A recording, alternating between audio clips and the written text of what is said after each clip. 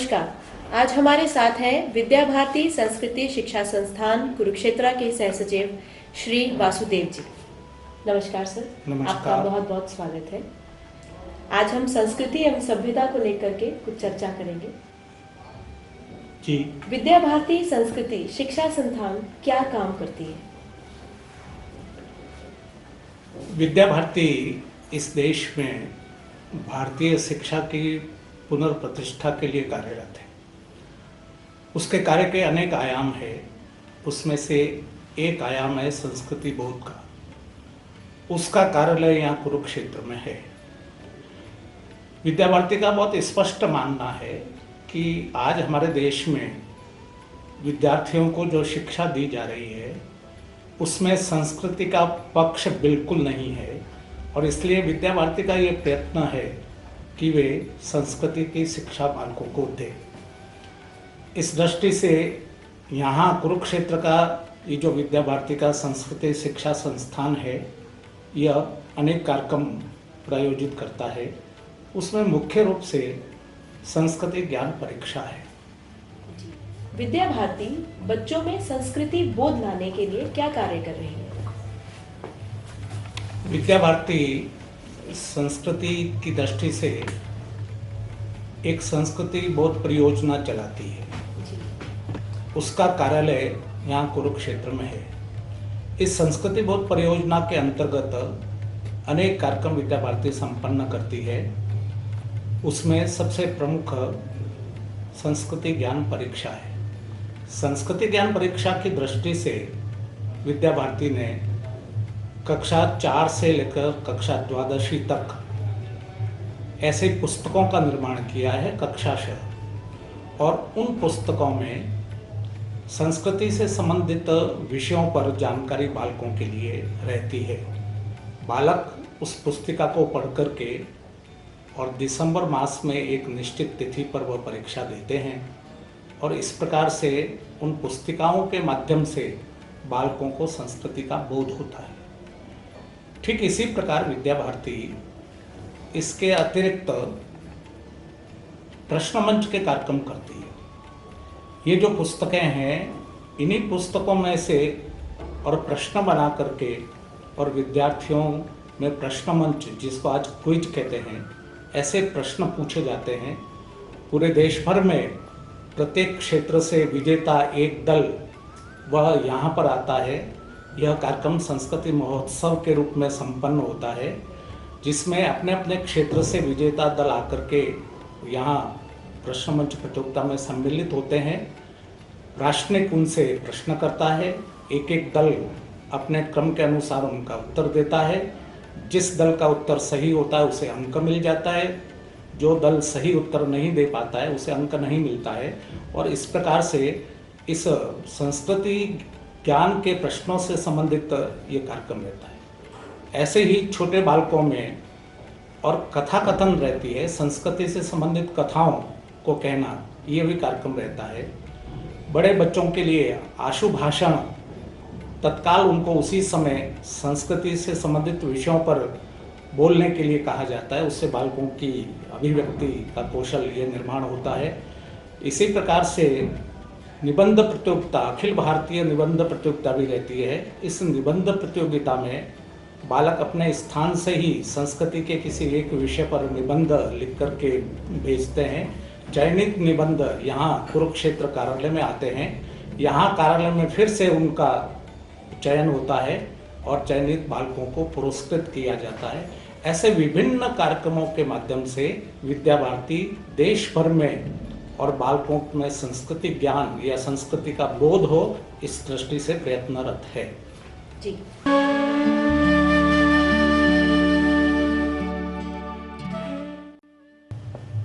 विद्यालयों में होने वाले मंचीय कार्यक्रमों को हम सांस्कृतिक कार्यक्रम कहते हैं। क्या यह उचित है? ये उचित नहीं है। सांस्कृतिक कार्यक्रम हम अपनी अज्ञानता के कारण कहते हैं, और इसके पीछे मूल जो कारण है वह अंग्रेजी अनुवाद है। अंग्रेजी अनुवाद में हमारे भारतीय जीवन दृष्टि की अनेक ऐसी संकल्पनाएं हैं जो वहाँ है ही नहीं। और इसलिए वे इसके सही अर्थ को समझ ही नहीं पाते। जैसे अत्यंत सरल उदाहरण समझाने के लिए, हमारे यहाँ पर हम भोजन में घी का प्रयोग करते हैं। अब वहाँ घी होता ही नहीं है और इसलिए वो उसको बटर ऑयल ही कहते हैं। तो बटर ऑयल वास्तव में घी नहीं है और इसलिए घी का अनुवाद अगर हम बटर ऑयल करेंगे तो घी का सही अर्थ उसमें से व्यक्त नहीं होगा। ठीक वैसे ही संस्कृति के लिए जो कल्चर शब्द है, यह संस्कृति के सही अर्थ को व्यक्त करने वाला नहीं है और इसलिए हम कल्चर का जो अर्थ होता है उसके आधार पर सांस्कृतिक कार्यक्रम कह देते हैं। और विद्यालयों में जो होने वाले कार्यक्रम है, ये वास्तव में गीत संगीत होते हैं। तो गीत संगीत संस्कृति का एक अंग है, संस्कृति नहीं है। इसी प्रकार से कला है, साहित्य है, ये सबके सब संस्कृति के अंग है। परंतु हमारे देश में इस अज्ञानता के कारण केवल विद्यालयों में होने वाले मंचीय कार्यक्रमों को ही हम सांस्कृतिक कार्यक्रम नहीं कहते।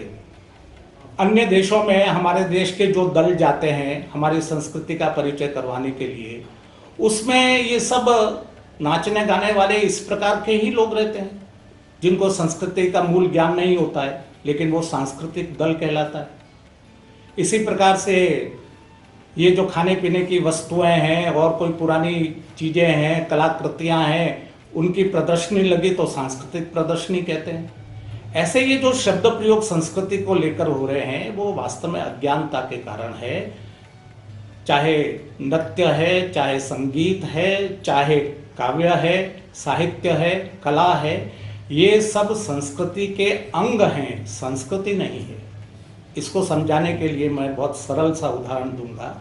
हमारा शरीर, ये हाथ है। हाथ शरीर है क्या?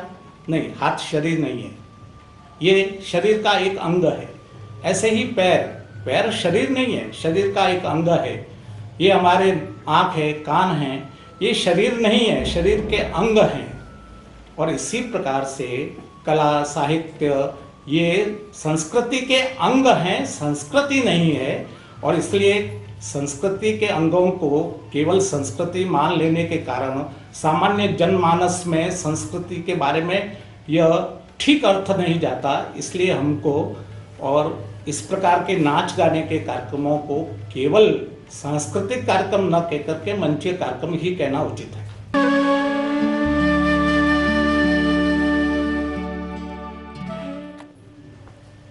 क्या संस्कृति का धर्म से कोई संबंध है? संस्कृति का धर्म से तो बहुत घनिष्ठ संबंध है, क्योंकि संस्कृति धर्म का ही अनुसरण करती है, अर्थात धर्म के अनुसार ही संस्कृति चलती है।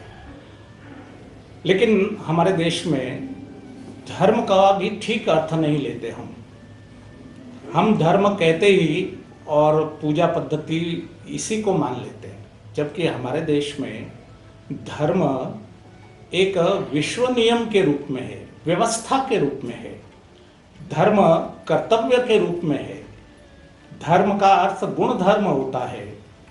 जैसे अग्नि का अपना धर्म है जलाना, पानी का धर्म है शीतलता देना, या जैसे गाय ये कभी भी मांस नहीं खाती, केवल घास ही खाती है, तो घास खाना ये गाय का धर्म है।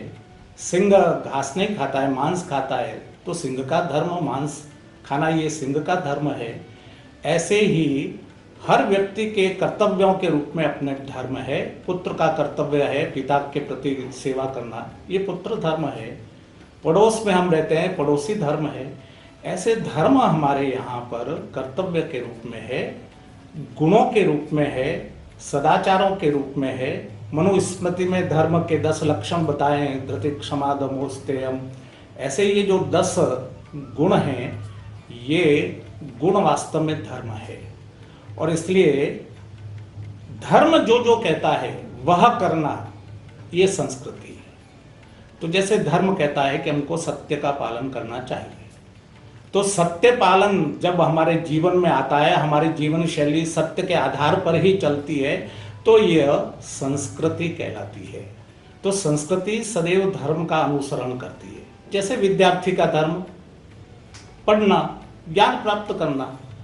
अब पढ़ने के लिए विद्यार्थी जो अपना जीवन की शैली निर्धारित करता है, जैसे ब्रह्म मुहूर्त में मान लो उठता है, उठ करके शौचादि से निवृत्त होकर के गुरु की सेवा करता है, यज्ञ करता है या व्यायाम इत्यादि करता है, स्वाध्याय करता है, ये सब जीवन जीते हुए वह अपना विद्यार्थी धर्म पालन करता है।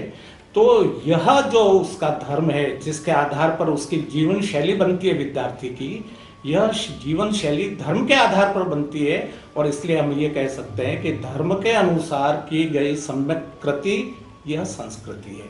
और इसलिए धर्म का और संस्कृति का तो एक अभिन्न अटूट संबंध है। जी।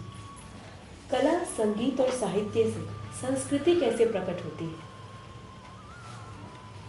बहुत अच्छा प्रश्न है।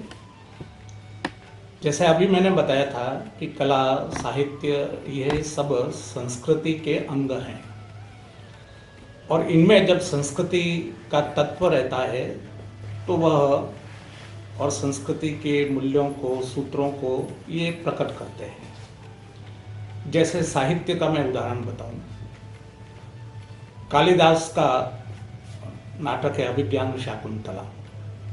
अभिज्ञान शाकुंतलम में महाराज दुष्यंत कण्व ऋषि के आश्रम में आते हैं, वहाँ शकुंतला को देखते हैं और देख करके वहीं और वे उससे विवाह कर लेते हैं। लेकिन दुर्वासा ऋषि के श्राप के कारण राजा दुष्यंत और उस घटना को भूल जाते हैं। परिणाम स्वरूप शकुंतला को अनेक प्रकार के कष्ट सहन करने पड़ते हैं।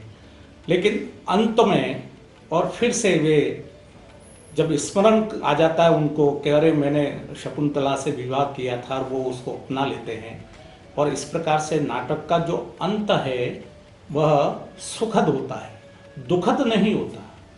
ये भारतीय संस्कृति साहित्य के माध्यम से ये बताती है कि अंत भला तो सब भला, अंत सुखद चाहिए, दुखद नहीं चाहिए। लेकिन पश्चिमी संस्कृति में क्या होता है कि वहाँ तो सारे नाटक दुखांत ही होते हैं। दुखांत नाटक, ये इसमें भारतीय संस्कृति का विश्वास नहीं है, क्योंकि भारतीय संस्कृति का बहुत स्पष्ट मानना है, वह जीवन को सकारात्मक दृष्टि से लेती है। और इसलिए जब जीवन में सकारात्मक को हम लेंगे, नकारात्मकता कम से कम या ना आने पाए, ऐसे कला में, साहित्य में, संगीत में, सब में यह एक सूत्र जब ध्यान में आता है तो इससे हमारी संस्कृति प्रकट होती है। तो ये संस्कृति के अंगों का ये दायित्व बनता है, या कला के माध्यम से, संगीत या साहित्य के माध्यम से हमारी जो प्रस्तुति रहती है वे संस्कृति के मूल्यों को और संस्कृति के सूत्रों को प्रकट करती है। जैसे हमारे अपने अनेक और सूत्र है, सत्यमेव जयते, तो सत्य की विजय रहती है। यतो धर्मस्ततो जय, जहाँ धर्म है वहीं जय है। तो हमारे साहित्य में ये सब सूत्र किसी न किसी रूप में प्रकट होते हैं। और इस प्रकार से कला, साहित्य, संगीत के माध्यम से, नृत्य के माध्यम से, जैसे नृत्य में अनेक ऐसे हमारे जीवन मूल्यों को, सृष्टि की उत्पत्ति को नृत्य के माध्यम से केवल घुंघरुओं के आवाज से ही, और सृष्टि की उत्पत्ति, उसका लय, उसके विकास, ये सब दर्शाया जाता है। तो इन सब अंगों के द्वारा जब संस्कृति के मूल्य प्रकट होते हैं, प्रदर्शित किए जाते हैं, तो वास्तव में संस्कृति का प्रकटीकरण इन मूल्यों से ही होता है। परंतु आज जो पश्चिम में है वो केवल कला कला के लिए होती है। हमारे यहाँ केवल कला कला के लिए मान्य नहीं है, क्योंकि कला जीवन लक्ष्य होती है। जीवन को लक्षित करके कलाएं बनती है, जीवन को लक्षित करके संगीत या नृत्य या नाटक बनते हैं। इसलिए जीवन के लिए कल्याणकारी, उपयोगी इसी प्रकार के सूत्र जब कला के माध्यम से, संगीत के माध्यम से प्रकट होते हैं, तो यही वास्तव में संस्कृति का प्रकटीकरण है।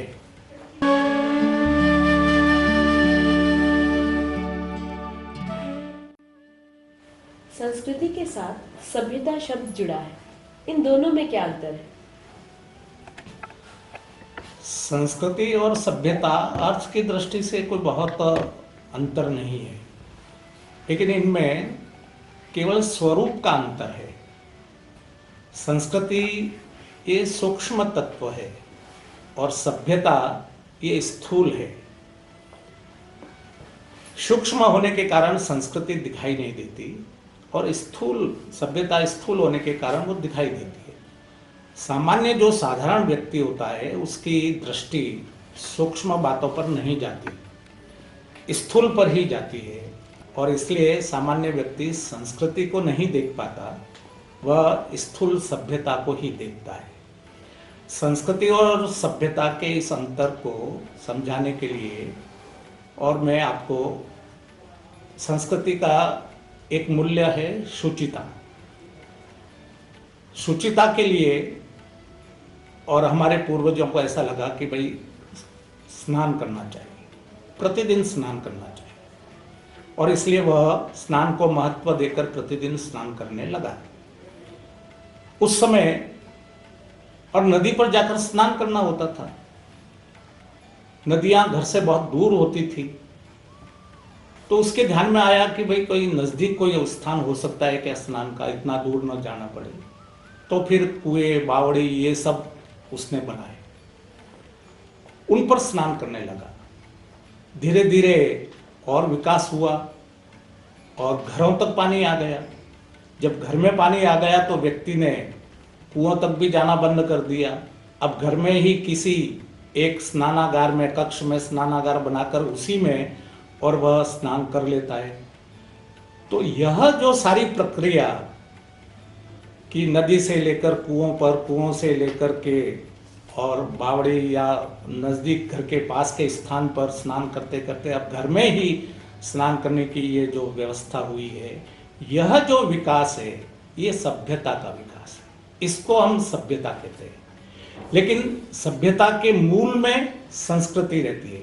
ये सभ्यता का विकास उस शुचिता के लिए हुआ कि व्यक्ति के जीवन में शुचिता चाहिए, अर्थात स्वच्छता और पवित्रता चाहिए।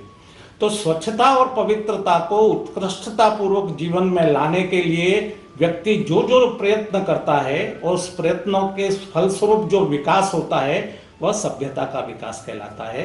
संस्कृति और सभ्यता, इसमें यही अंतर है। यह सभ्यता स्थूल है, संस्कृति सूक्ष्म तत्व है। जी, क्या सभ्यता की तरह संस्कृति भी बदलती है? नहीं, संस्कृति कभी नहीं बदलती, सभ्यता तो बदलती है, क्योंकि सभ्यता ये स्थूल है और स्थूल स्वरूप हमेशा बदलता रहता है। समय के अनुसार, परिस्थितियों के अनुसार स्थूल व्यवस्थाओं में सदैव परिवर्तन होता रहता है, परंतु मूल जो सूक्ष्म तत्व होता है या सूक्ष्म जीवन मूल्य होता है उसमें परिवर्तन नहीं होता। जैसे उदाहरण के लिए हम रामेश्वरम गए। रामेश्वरम का मंदिर बहुत भव्य है। उस भव्य मंदिर के भव्य बरामदे, उसके स्तंभ और एक नहीं तो शायद 22-24 कुएं, उनमें स्नान करना, उसके गलियारे, उसका शिखर, उसकी ध्वजाएं, ये जो सारा है ये स्थूल सभ्यता का विकास है। लेकिन इस सब विकास का गुणगान तो हम खूब करते हैं, परंतु जिसके कारण वह मंदिर है वह देव प्रतिमा तो बहुत छोटी सी होती है। उसका वर्णन कहीं बहुत अधिक नहीं मिलता, क्योंकि देव प्रतिमा पर व्यक्ति सूक्ष्म होने के कारण बहुत अधिक उसकी नजर नहीं जाती। केवल एक बार हाथ जोड़े और निकल जाता है, शेष सारे मंदिर का वैभव ही देखता है। और ये जो बाहरी वैभव है यह समय समय पर बदलता रहता है। शिखर पर स्वर्ण मंडित नहीं है तो स्वर्ण मंडित बना देते हैं, ध्वजा कोई सूती है और नए रेशमी की आ जाती है, कलाकृतियां, स्तंभों के नए नए प्रकार के स्तंभ बन जाते हैं। अनेक मंदिर तो ऐसे हैं जहां वर्ष भर छेनी हथौड़ा रुकता ही नहीं है, काम चलता ही रहता है। अर्थात तो सभ्यताओं में तो परिवर्तन होते रहते हैं, बदलता रहता है, लेकिन मूल जो तत्व है ईश्वर प्रतिमा, वह तो वह की वही रहती है, एक ही रहती है, वर्षों वर्षों तक वह वही रहती है, उसमें बदल नहीं होता, केवल बाह्य स्वरूप में बदल होता है। तो इसको हमको ध्यान में करना चाहिए। संस्कृति सूक्ष्म है, इसलिए उसमें बदल नहीं होता।